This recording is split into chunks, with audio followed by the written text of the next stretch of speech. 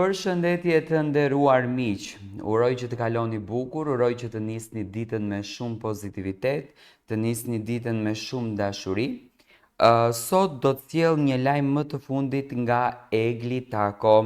Egli Tako ka ndarë një mesazh me ndjekësit e saj më të afër, do me thënë në grupin e të cilin e ka hapur, ato të cilët duan të marrin detaje nga jeta e Eglit, nga ajo se çfarë po ndodh me Eglin, nga përditshmëria e saj, të kenë fotografi ekskluzive, të kenë përshëndetje ekskluzive në mëngjes, të kenë një përshëndetje duke pirë kafe, do të thënë gjithçka nga rrugtimi i saj.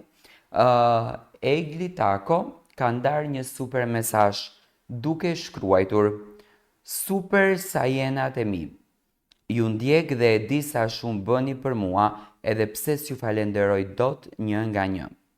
Këtë javë mbyllen projektet dhe do ndaj diçka me ju para se të lançohen, sepse dua t'i ndaj së pari me ju. Pastaj nisim Summer Tourin, ku mezi pres t'ju takoj. Ju du më së shumti e ju kam për zemër, ju pudh zemër. Kjo është mesazhi që në fakt ka ardhur nga ana e Eglit për të gjithë ndjekësit e saj, e cila paralajmëron do të thënë projektet që në kupton nuk është një, por janë shumë projekte, të cilat mbyllen këtë javë dhe do të lançohen në ditët në vazhdim.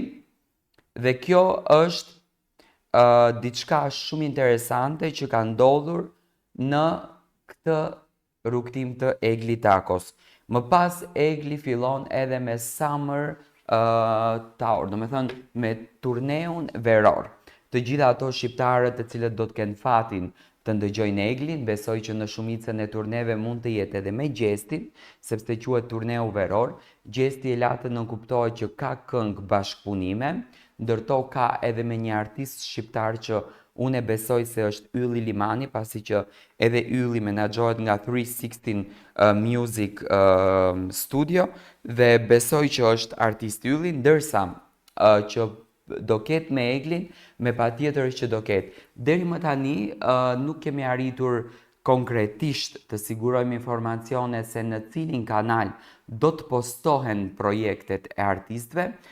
Dyshimet janë se këngët të cilat janë solo do të postohen tek Top Media Music, ndërsa këngët të cilat janë bashkëpunime do të postohen nëpër kanalet e studiove në të cilët artistët kanë bërë kontrata. Do me thënë Egli Tako po punon me shumë intensitet, çuditërisht ndryshe nga artistët e tjerë, ndryshe nga banorët e tjerë, Egli nuk përzjodhi që të ngjitet në skenë menjëherë pas përfundimit të Big Brotherit.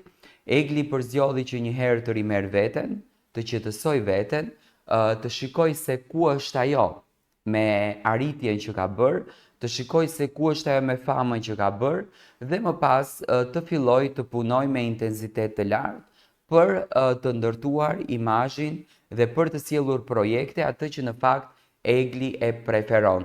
Përflitet shumë se Egli do të jetë edhe në një projekt gjigant në Top Channel, në këndin e moderatores, besoj që me patjetër që po, sepse Egli dhe këtë e ka në interesin e saj, pse jo, por jam shumë i bindur që në sezonin veror, tani këto 3 muaj në fakt para që po na presin, Egli do ta shfrytëzon këtë 3 mujorsh për të krijuar imazhin e artiste në këngëtaren, edhe më të madh se sa e ka, për të sjellë koncerte të ndryshme, për të vizituar diskoteka të ndryshme dhe për të qenë sa më afër shqiptarëve. Dhe tani organizatorët e kanë një mundësi të bukur për të realizuar dhe dëshirën e të gjithë ndjekësve, të gjithë shqiptarëve, që të organizojnë një mbrëmje duke patur Eglin dhe Gjestin të ftuar në këtë mbrëmje kaq të bukur. Do me thënë, Egli me shumë intensitet, me shumë dashuri, me shumë kënaqësi, do të jep gjithçka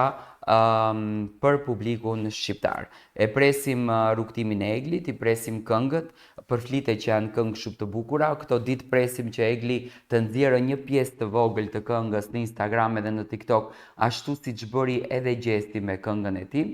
Pritet që të del videoklipi i Gjestit, por njëkohësisht në të njëjtën afat kohor pritet që të del edhe videoklipi i parë i Eglit. Ajo që unë në fakt tash mendoj dhe dua t'ju bëj një pyetje juve, është ky fenomeni që a do të ketë të njëjtin vallëzim edhe Egli siç pati Fifi dhe Gjesti në videon e shkurtër që bën për në rrjetet sociale me projektin e tyre që do sjellin në skenë. Dua të marr mendimin tuaj në koment.